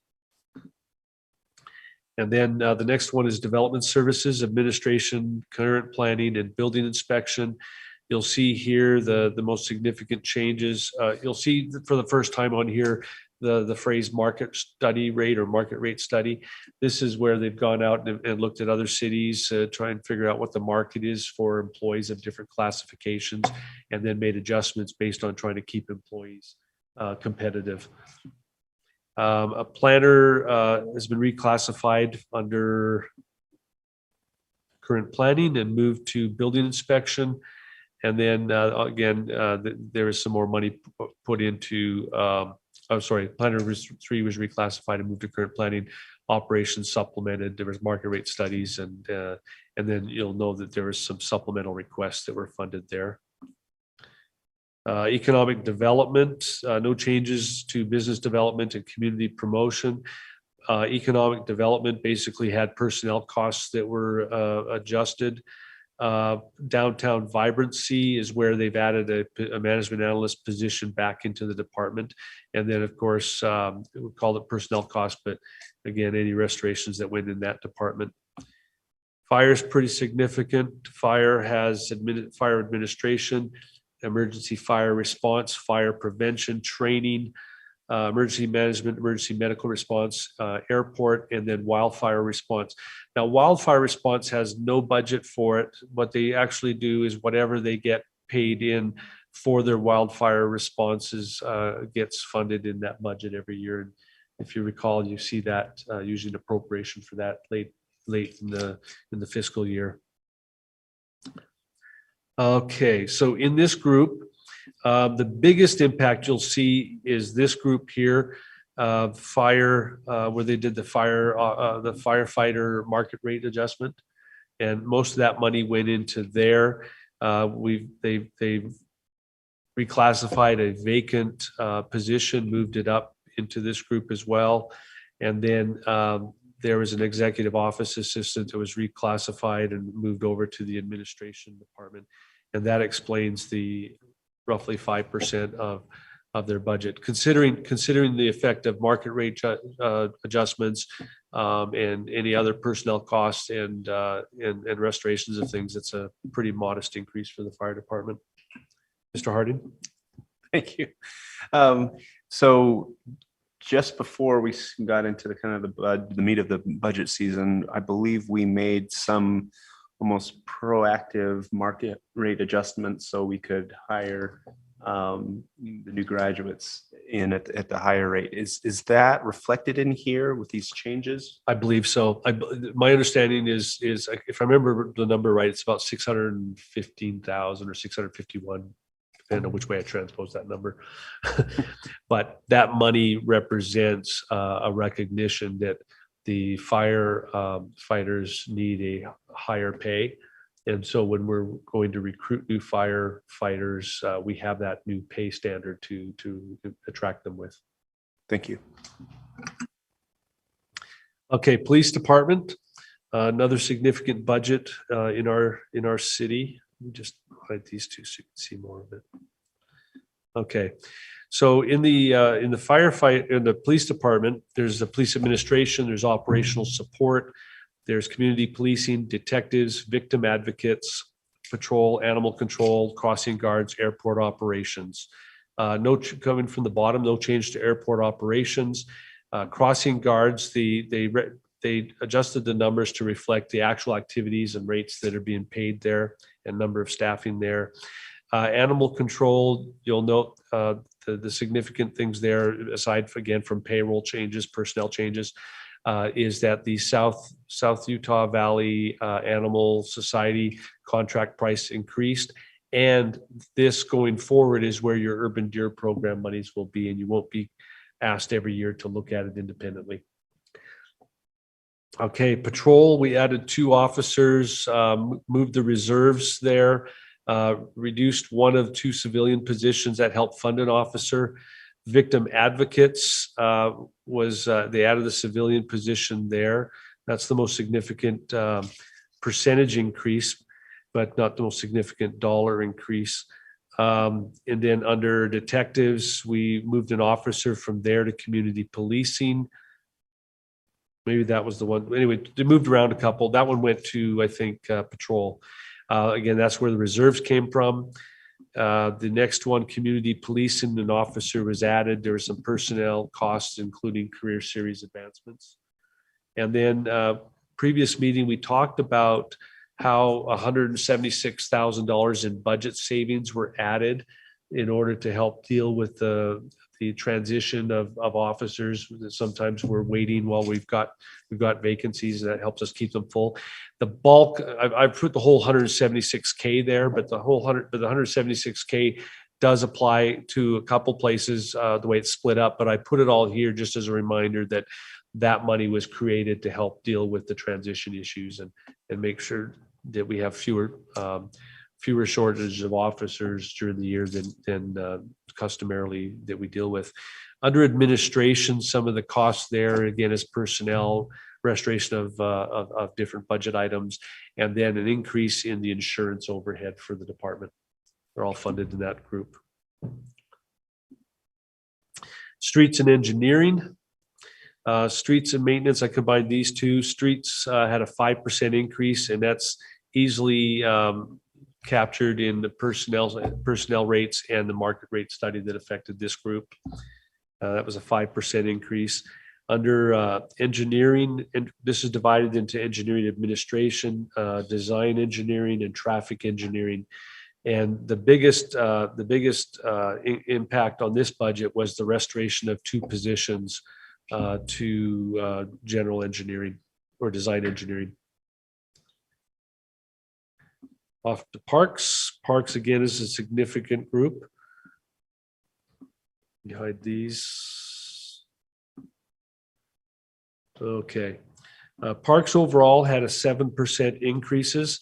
As you go down through administration, cemetery, arboriculture, parks project, shooting sports park, downtown streetscape parks, grounds, weed abatement, community recreation center, adult sports, youth sports, special events, and athletic field maintenance. I didn't put it in here, but generally there's, the market rating, or not the market rate, the general merit increases for staff affect all those columns. Some of the areas like arboriculture, parks projects, parks and grounds staff, all were affected by market rate increases. You'll see that a couple items here, 2 or 3 items here, things like the sports park, things like the youth sports and the recreation center, all affected by improving numbers of attendance and participations in their budgets. And then cemetery, there was a significant number, but it was a correction of some payroll issues in the budget. And that, council, is the sum of all of the general fund departments. Before I move on to the non-general fund, are there any more questions? I don't see any, so I will feel free to interrupt if you need to, council, and here to answer your questions. So let's go to the non-general funds. They're divided in our budget on these pages here on the left-hand column into enterprise, special revenue, capital improvement, internal service, and debt service special funds. And so each one of these is summarized on a different tab, and I will walk you through those as well. So airport itself had, and I don't know what I did with this calculation up here, but it's wrong. But the airport itself basically just had improvement. Again, everything has personnel costs. Some of them have market rate studies that affect them. But the biggest difference in the operations, and actually that number I think is correct, but the biggest difference in the operation, in the airport operations, was a reduction in the grants. They usually put those grants on when they get them. So that's the biggest difference. So that 95 is correct. The power is, again, personnel and market rate studies. Their overall cost increase is 1%. Peaks Ice Arena, I mentioned earlier that's one that has an increase in operations because, again, demand. Sanitation and wastewater both had personnel market study impacts. Water actually managed to keep their budget pretty small compared to prior year, and what increases there is really personnel costs. The utility transportation funds went up $110,000 in terms of the ask, and I'm told that that's to deal with crack ceiling costs. And then golf, again, is another operations revenue that's anticipated to go up post-COVID. Special revenue, or that was enterprise funds. Special revenue funds include the Justice Court, Emergency Response, which is the 911, and Trust and Agency, Library, Covey Center, some cemetery items, and then Community and Neighborhood Services, which is primarily like the CDBG, the home funding, those kinds of things. So the Justice Court also, again, is a typical personnel cost restoration of training and travel stuff. 911 operations is similarly, but they've added 2 positions. Library, again, a very modest 1.6 increase, personnel market rate adjustments. And then the block grants and the home consortium numbers are different because, or lower because of a reduced amount of grants that are actually reflected in the budget yet. And I'm told that there's more coming, but those will change as the year goes on. Capital improvement. I'm almost to our start time.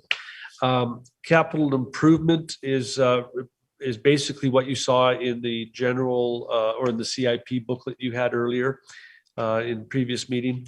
So general CIP, B and C roads, engineering CIP, park CIP, and an economic development CIP. The only ones I highlighted for the changes, of course, were the general and the engineering and the parks. And in each case, all reflect the 5-year CIP needs that have been reported by the departments and included in your CIP booklet that you got earlier this year. And then the one additional item in the general CIP is the project for the Workday project that was funded by appropriation earlier. Internal service funds reflects is employee benefits, insurance claims, facility services, computer replacement, vehicle maintenance, vehicle replacement, telecom, and customer service. We have transferred a sum of money from facility services and from telecom to help with the new IT networking costs in the new building. Those are where those source monies come from. Employee benefits, the retiree, I guess it's post-retiree healthcare costs that exist for employees who retired back until 1987. Those costs are going down as that group ages, and then but health premiums and workers' compensation monies went up. But overall, a 5% reduction there is actually good news, I think. Insurance claims, nothing on the claim side, but on the insurance liability and property premiums went up.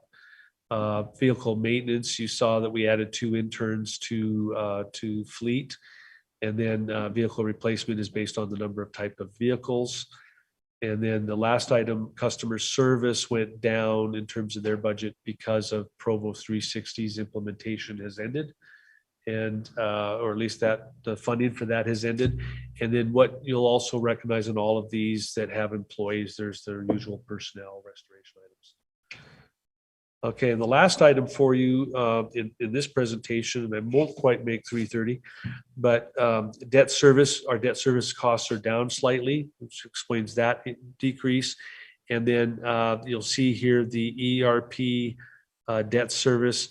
That was a extra money transferred to the general CIP. And that represents your non-general funds. Last year, you've got this presentation. It was split into 2 different presentations. And this year, I thought we'd combine them, but that's everything for you for now. If you have questions on this, feel free to raise your hand. But let me tell you what we're looking for next week.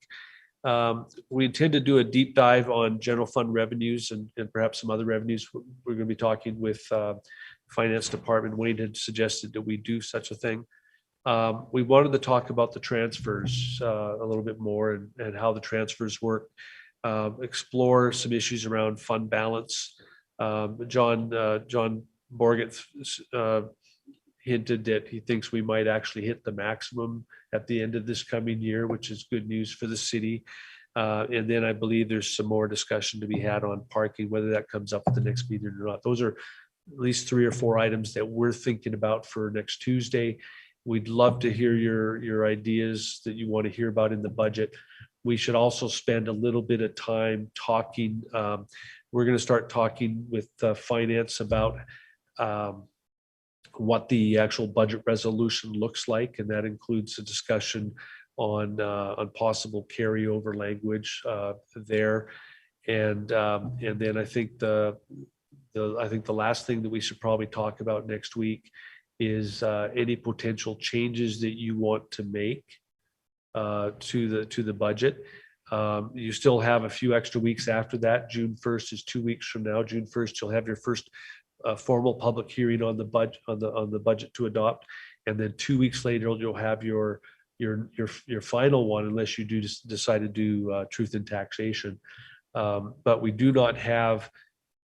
We're not anticipating. I think it's on the calendar, but we're not actually anticipating having a budget work meeting between those two, unless something comes up where there's a request to do so.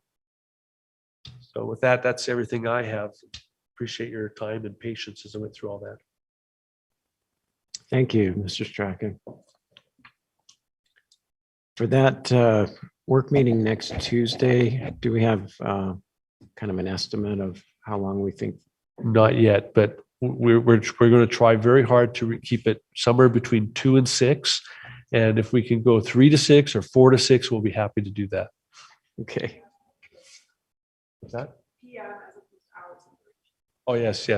In the afternoon, not the length of time. We save the 8-9 hour ones for regular meeting days. Okay, thank you. Councilors, do you have any requests for staff or any questions about what we've talked about?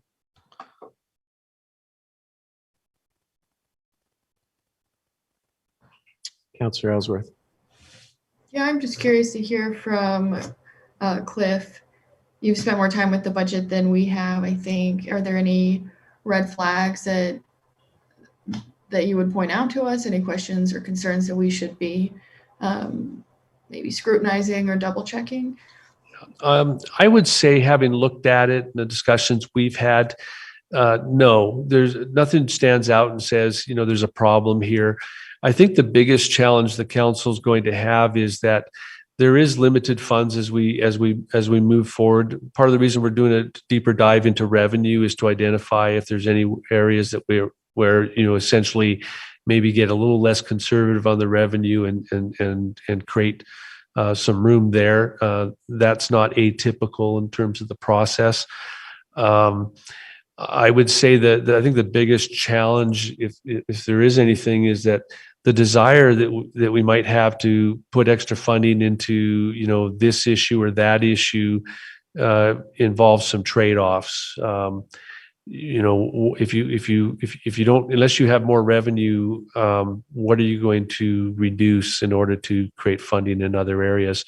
Now there are, we've talked about the possibility of, how to fund more police officers or how to fund things in, some of the planning issues that the council would like to get their handle on, some of the CIP issues around the city. Some of those will be for future discussions. Obviously the American Rescue Plan monies, I think the legislature is meeting tomorrow to approve the receipt of those in Utah.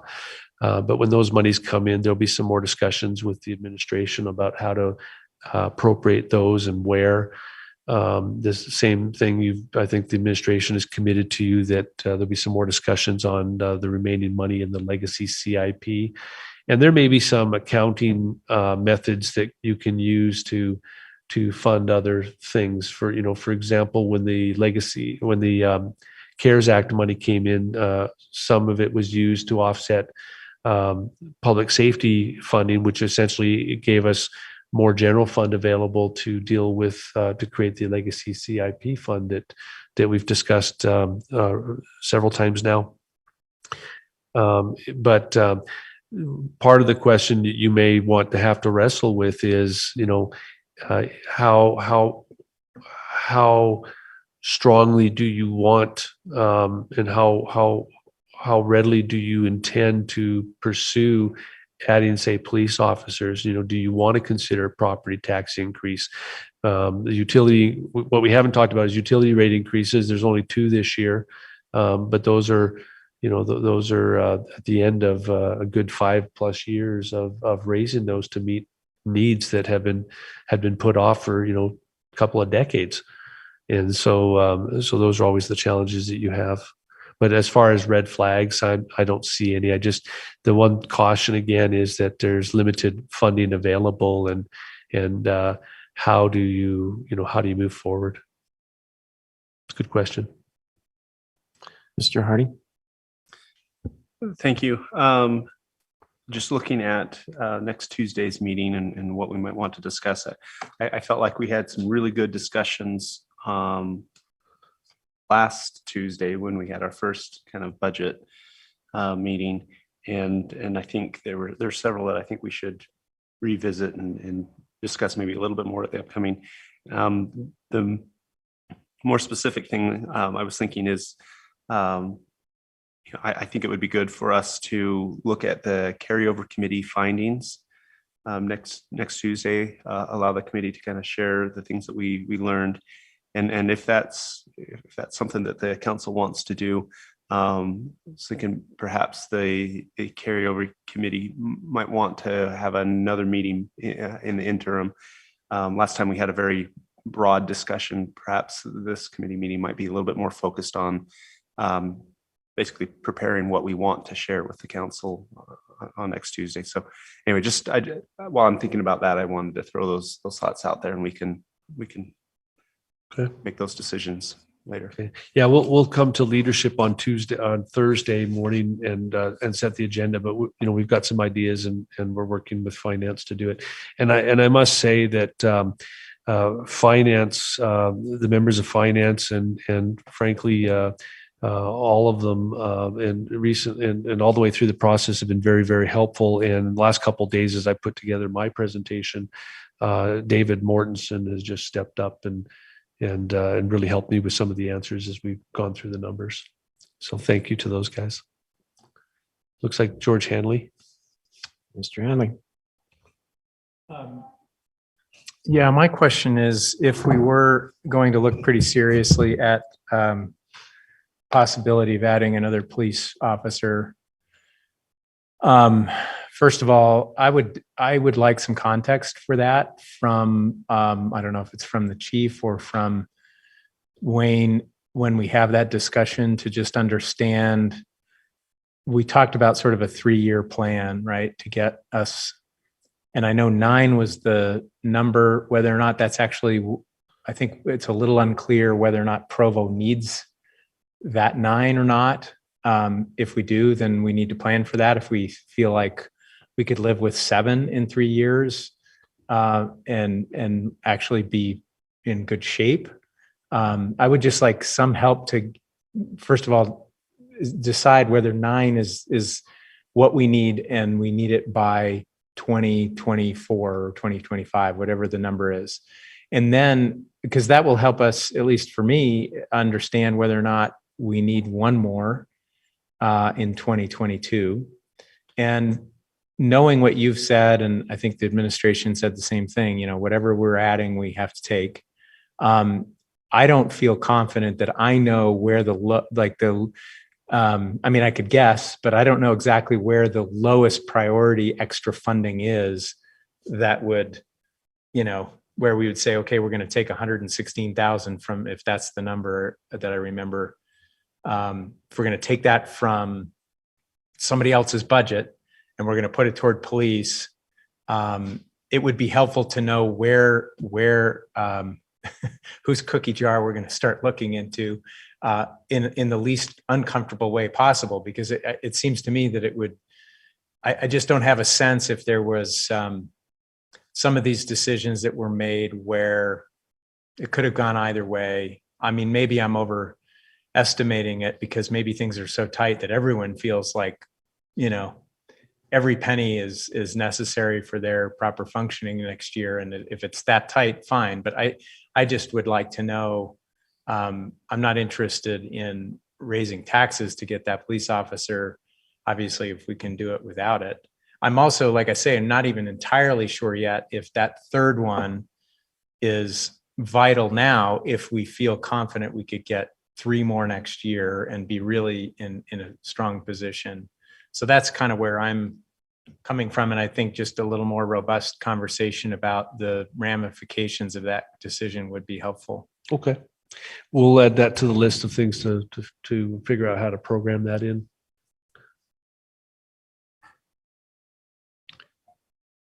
Okay, I have a few thoughts as well. On the parking enforcement, I'm really interested in exploring that scenario of adding the 2 full-time officers that were requested by Community and Neighborhood Services. Particularly interested because of their suggestion that they would fully pay for themselves.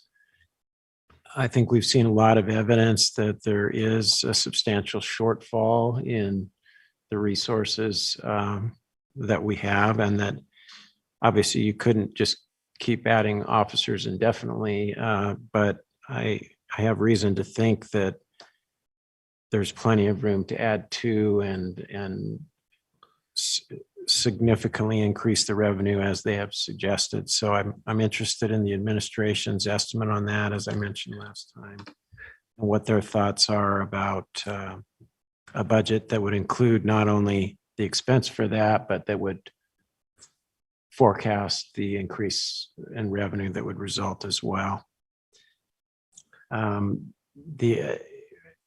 The other thing is getting back to the need for more police officers and our revenue forecast.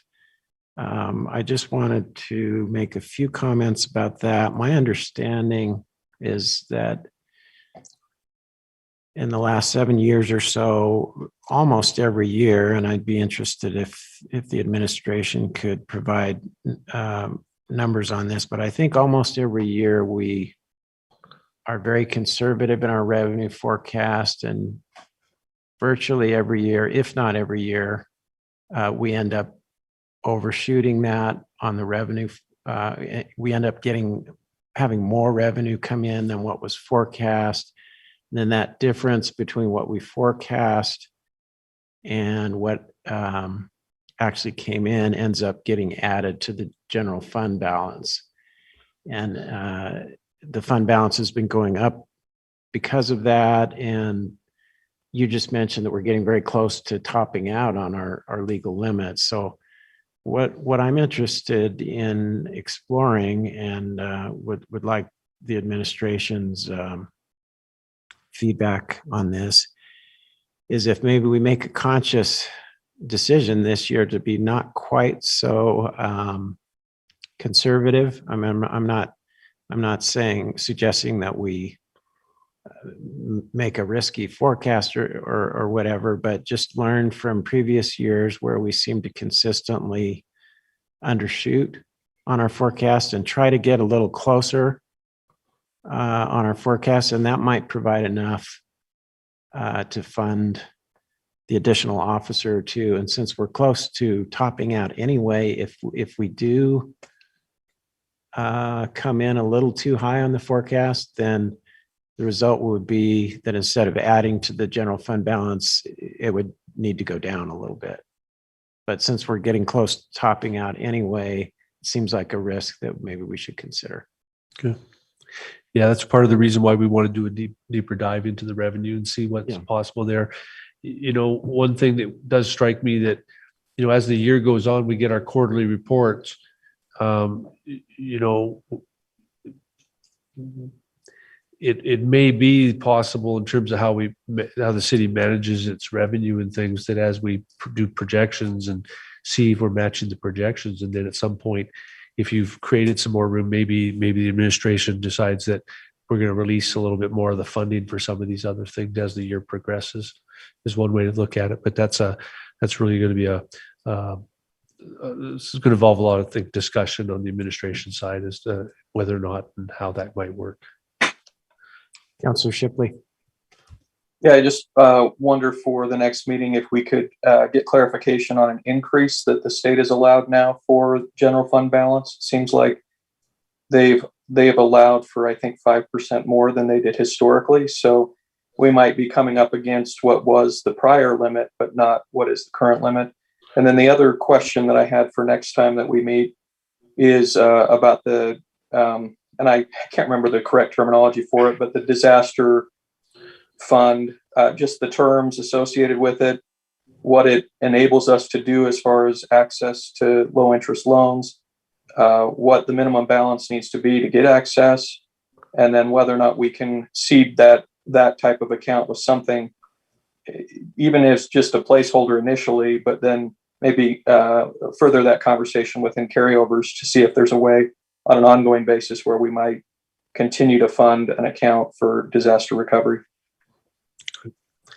Yeah, we've started, John and David and I started that discussion today, but just very briefly. And we're planning on meeting, I think it's next Monday, to talk about how that might work down the road, but we're at the very early stages of figuring that out. I'll just add that I'm very supportive of that as well. Yeah. So we've got a lot on our plate to try and figure out and get information for you. I will tell you that council members last meeting had a number of questions. We have sent those questions out. The answers are starting to come in. I'd like to create some. We've got we talked about using SharePoint for documents and things like that. So we want to be able to put everything in one place so that as council members go to look for it, you can go through it, not necessarily have to search for this email and that email. We'll try and get that to you very soon so you have that information in front of you.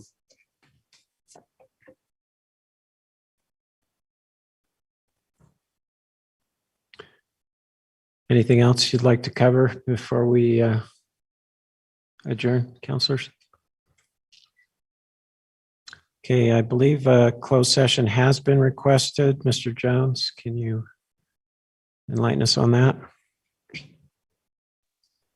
Yes, that's correct. There has been a closed session requested. There are a couple of issues to talk about in that, and all of them fall within the accepted statutory reasons for having a closed meeting.